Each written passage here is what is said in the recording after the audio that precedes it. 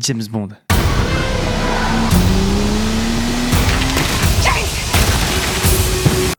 L'espion le plus célèbre du monde, une véritable légende culturelle, 12 romans, 25 films, toujours impeccablement habillé, vodka, martini à la main, Aston Martin, des femmes, trop de femmes peut-être. Depuis plus de 70 ans, il est le miroir de notre société, reflétant à la fois ses aspirations et ses contradictions. Des musiques iconiques par Hans Zimmer, Adele ou encore Billie Eilish. Tout ça a fait de James Bond une figure éternelle de la pop culture. Et si on vous disait que derrière ce héros fictif se cachent plusieurs hommes qui ont vraiment existé? Croyez-nous, certains ont fait des choses encore plus incroyables que James Bond. Mais qui sont-ils? Eh ben vous tombez bien parce que nous c'est Antoine et Chloé de la chaîne YouTube Antoine et Chloé et aujourd'hui on va vous dévoiler le vrai visage de l'agent 007.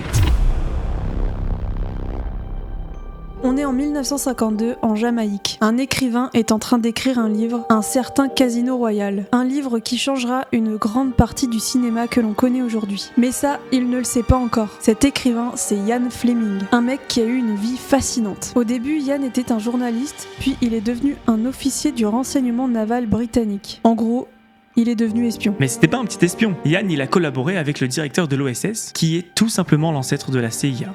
Croyez-moi, il en a fait des missions. Du coup, avec une vie comme ça, Ian, il avait plein de choses à raconter. Et il s'est dit que ce serait pas mal d'écrire un livre inspiré de sa vie, mais pas que. Vous allez voir. Durant son service, Ian avait créé une unité spéciale, la 30 Assault Unit. Cette unité était chargée d'infiltrer les territoires ennemis pour collecter des renseignements, classiques pour des espions. Mais vu que Ian et son unité, ils sont trop forts, ils ont réalisé des exploits. Ça a été vraiment une source d'inspiration du coup pour le livre. Mais d'ailleurs, ça vient d'où 007 ? Ça viendrait tout simplement des codes utilisés dans les documents de renseignement de la Naval Intelligence où Ian travaillait. Ok pour 007, mais la question que tout le monde se pose là, tous les gens qui regardent cette vidéo, vous vous demandez, ça vient d'où James Bond quoi? Enfin, ce nom et ce prénom trop stylé quoi. James Bond, ça claque, ça vient forcément d'un truc méga stylé. Ornithologue, c'était un pote à lui qui était ornithologue. L'ornithologue avec le nom le plus stylé de toute l'Amérique. Il faut savoir que cet ornithologue publie ce livre en 1936. C'est un guide des oiseaux des Antilles. En cherchant un nom pour son héros, Ian tombe sur ce fameux livre. Et là, il se dit James Bond. C'est parfait. Pourquoi ? Tout simplement parce que James Bond, pour Ian, c'était un nom ordinaire. C'est fou de se dire ça. Alors que James Bond, pour nous, c'est trop stylé. Et du coup, le vrai James Bond, l'ornithologue, n'était même pas au courant que Ian avait utilisé son nom. Et quand il l'a découvert, il a trouvé ça juste drôle. Les deux hommes se sont rencontrés plusieurs fois et en échange de l'emprunt de James Bond, Ian propose à l'ornithologue d'utiliser son nom comme il le souhaite. On peut d'ailleurs voir un clin d'œil à l'ornithologue dans Meurt un autre jour, où l'agent secret fait genre d'être ornithologue. Bon, Ian, quand il a créé le personnage, il s'est quand même vachement inspiré de lui-même. Même taille, même couleur de cheveux, même couleur des yeux, des goûts similaires, notamment pour les œufs brouillés, le café, les casinos et les voyages. Comme James Bond, Ian a servi dans la marine britannique, atteignant le rang de capitaine de frégate. Mais bon, on a beau être espion, c'est quand même vachement difficile pour Ian de céder face à la cigarette et l'alcool. Ian a perdu son père pendant la Première Guerre mondiale, tout comme Bond, mais c'est malheureusement pas tout. Le plus grand amour de Ian, Muriel Wright, est décédé lors d'un raid aérien en 1944. Et ça, c'est triste. Tellement triste que du coup, ça se ressent quand il a écrit le personnage de James Bond. Ce drame a inspiré le personnage de Vesper dans Casino Royale et aussi les grands traits des Bond Girls, des jeunes femmes belles, athlétiques, mais souvent condamnées à un sort tragique. Ian a donc créé Bond comme un homme romantique, traitant ses partenaires féminines avec beaucoup d'intention. Cependant, à cause de ses excès, notamment 70 cigarettes par jour et un peu de gin tous les jours, Ian meurt seulement à l'âge de 56 ans. Et avec du recul, on se rend compte que James Bond était un double fantasmé. Petite anecdote amusante. Ian s'est inspiré de son voisin, avec qui il était en embrouille, pour créer le méchant Goldfinger. À la sortie du roman, le voisin s'est évidemment reconnu dans le méchant du roman, et du coup, qu'est-ce qu'il a fait le voisin ? Il a lancé un procès contre l'éditeur. Et vous savez quoi ? Il a gagné. L'éditeur a dû payer des droits d'auteur pour avoir utilisé le nom du voisin. Mais James Bond, c'est aussi des gadgets. Ça fait partie de la marque emblématique de la franchise. Et là, il y a une petite caméra là. Bon, ça se voit pas, mais il y en a bien une. C'est le moment de vous présenter Q. Introduit au cinéma dans Goldfinger en 1964, le personnage de Q, qui est un personnage assez drôle, conçoit des accessoires high-tech pour aider Bond à accomplir des missions souvent impossibles. Parmi les gadgets mémorables, on pense évidemment à la montre laser dans L'homme au pistolet d'or, et évidemment l'objet le plus stylé qu'on a vu dans Skyfall, l'Aston Martin avec énormément de gadgets. La voiture peut tout faire, c'est incroyable, on en veut tous une. Non, on en veut pas tous une. Ça serait trop dangereux. Ok, ça c'est dans les films, vous allez me dire que dans la réalité, il peut pas y avoir des objets aussi stylés. Eh ben figurez-vous que si. Les gadgets de Bond trouvent leurs racines dans des outils réels utilisés par les espions britanniques pendant la Seconde Guerre mondiale. Q dans la réalité, c'est l'inspiration de Charles Fraser Smith. Ce gars, c'est un ingénieur qui a travaillé dans les services secrets. Juste pour vous montrer l'ingéniosité de Charles, voilà pour vous une petite compilation de ces gadgets qu'on appelait d'ailleurs les Q-gadgets, présentés par une magnifique publicité. C'est parti. Vous voulez gazer vos ennemis en étant totalement discret? Passez en mode incognito avec le stylo à gaz lacrymogène. Existe aussi avec l'option balle empoisonnée. Empoisonner son voisin n'a jamais été aussi facile. Vous êtes totalement perdu et vous faites mille à vos amis que vous gérez la situation? Découvrez le stylo boussole. Repérez-vous sans passer pour un gros nul. Mais que diriez-vous d'un briquet pour allumer votre 55e cigarette? Ou devrais-je plutôt dire un briquet caméra? Filmer n'importe qui sans que personne le sache. Diversion garantie. Vous souhaitez attacher quelqu'un sans vous trimballer une chaîne? Profitez de moins 50% sur les lacets en acier. 85% des gens qui regardent les vidéos d'Antoine et Chloé ne sont pas abonnés. Pourtant, vous n'arrêtez pas de leur dire de s'abonner, mais ils ne le font jamais. Essayez la fonction notification sur YouTube. Et oui, parfois on croit qu'on est abonné alors que non. Regardez, c'est simple. Et voilà.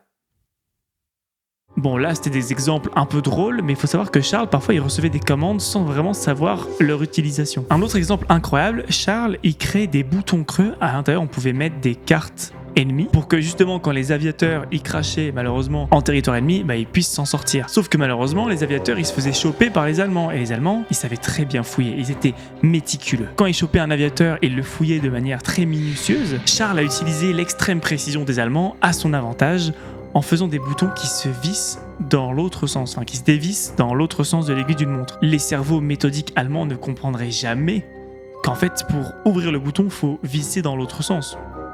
Parce que c'est pas logique, on visse et on dévisse. Aucune carte a été retrouvée par les Allemands grâce à cette petite astuce. Charles, t'es trop fort. Yann a côtoyé Charles pendant son service au renseignement naval, et évidemment que quand il a su tout ça, quand il a rencontré Steve, il s'est dit il me faut la même personne dans mon livre, et cette personne c'est Q. Il y a bien un homme derrière James Bond, mais avant ça, il faut qu'on vous parle du frère de Yann. Il s'avère que son frère Peter a pas mal de similitudes avec James Bond. Alors très rapidement, Peter était un aventurier, un écrivain et un agent de renseignement pendant la Seconde Guerre mondiale. Une famille d'espions quoi. Son goût pour les voyages, son esprit d'aventure et ses missions secrètes sont des traits qui peuvent avoir inspiré les aventures de Bond. Même si ce n'est pas une inspiration validée, on suggère plutôt que James Bond résulte d'un mélange d'influences, incluant les expériences de Yann lui-même, et d'autres figures ont réellement existé comme Dusan Popov. Voilà, et moi j'ai dit Popov. Et apparemment c'est Popov. Le premier commentaire qui dit tu sais pas parler en serbe, le V ça fait Popov, c'était THE espion. Il obtient un diplôme de droit en Allemagne et il est naturellement opposé au régime nazi. Popov décide donc de mettre ses compétences au service des renseignements britanniques. Sauf que l'Allemagne, ils savent que Popov il a un potentiel, du coup l'Allemagne engage Popov dans son service de renseignement. Ce qui fait que Popov, c'est un espion. Et pour les Britanniques, et pour l'Allemagne. Sauf qu'il est côté britannique du coup. Mais du coup il est dans la matrice, donc c'est génial.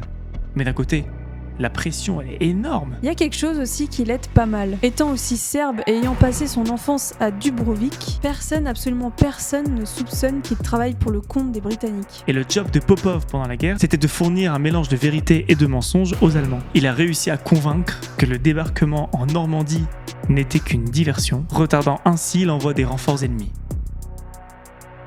Comme James Bond, Popov utilise comme couverture celle d'un homme d'affaires dans une société d'import-export. Cette apparence de playboy était en réalité une couverture soigneusement élaborée pour dissimuler ses véritables activités d'espion. Et oui, Popov savait que si son comportement n'était pas celui d'un séducteur raffiné, il aurait attiré des soupçons. Ah mince alors, ma couverture c'est de faire le BG, boire de l'alcool et draguer des meufs. Et c'est lors d'un séjour au Portugal que Popov croise la route de Yann dans l'hôtel Palacio dans la ville de Estoril pendant la Seconde Guerre mondiale. À ce moment-là, Yann il reconnaît Popov et il comprend aussi qu'il est en train de se passer un truc de fou. Popov est en train de parier tout simplement la maudite somme de 33 000 $ autour d'un bluff. Et c'est pas son argent, c'est ceux des frais de la mission. Super. Il joue donc l'argent de son état pour une mission secrète en pleine guerre à un jeu de hasard dans un casino. Et ce qui est dingue, c'est qu'il remporte le coup en bluffant. Et c'est cette rencontre qui donne le premier livre James Bond, Casino Royale. Ce qui est drôle dans tout ça, c'est que Popov il a lu le livre de Ian et il a même fait un feedback sur le livre. Popov était à la fois très flatté et en même temps il trouvait qu'il était bien mieux que James Bond. Lui il avait réellement fait des opérations dangereuses. Il a même dit un James Bond de chair et d'os ne survivrait pas plus de 48 heures. Popov nous explique que Bond n'utilise pas les bonnes méthodes. C'est vrai que pour le coup, Bond des fois il désobéit. Il en fait un peu qu'à sa tête. Mais ça c'est parce que Ian a rencontré un certain Patrick Dalzeljob, un espion qui aurait désobéi. En tant qu'espion, il savait que la ville de Narvik allait être bombardée par les Allemands. Il a donc désobéi et a fait évacuer la population, sauvant ainsi de nombreuses vies. Bien qu'il ait enfreint les ordres, il fut récompensé par la croix de chevalier de l'ordre de Saint-Olaf par le roi de Norvège, ce qui lui permit d'éviter la cour martiale. Ian décrit lui-même que James Bond est une version hautement romancée d'un espion. Il a dit que l'équivalent du vrai Bond, c'est William Stevenson, un espion canadien avec comme nom de code l'Intrépide. Il gérait les opérations de renseignement britanniques en Amérique du Nord pendant la Seconde Guerre mondiale. Il y a aussi un espion qui ressort, c'est Sidney Reilly, car il y a pas mal de similitudes avec James Bond, mais rien n'a été confirmé par l'auteur. Bon, ça y est, les romans de Ian sortent, tout le monde découvre cette fabuleuse histoire de James Bond, et Hollywood, en voyant tout ça, il se dit... Il y a quelque chose à faire là. Et le tout premier défi pour le cinéma, ça a été de trouver celui qui incarnerait l'agent 007. Ian, il est allé voir les producteurs, il leur a dit « Les gars, prenez Cary Grant.